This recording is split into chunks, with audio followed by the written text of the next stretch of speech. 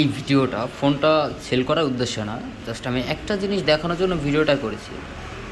এই ফোনটা আমার একটা কাস্টমারকে দিতে হবে, তার জন্য সে অর্ডার করে রাখছিল আমার কাছে। এটা হচ্ছে 13 Pro বক্স ফোন। আমি এই ফোনটা চার্জ করি নাই। এই ফোনটা আমি একটা জিনিস অবাক লাগছে আমার কাছে, এটার ব্যাটারি পারফরমেন্সটা। এটা 85% ব্যাটারি হেলথ, বাট এইটা দেখেন, লাস্ট চার্জ করা হয়েছিল শনিবার স্যাটারডে, 56% চার্জ করা হয়েছিল, এখনও স্টিল 19% চার্জ আছে। এবং কি স্ক্রিন অন ছিল 2 ঘন্টা 17 মিনিট।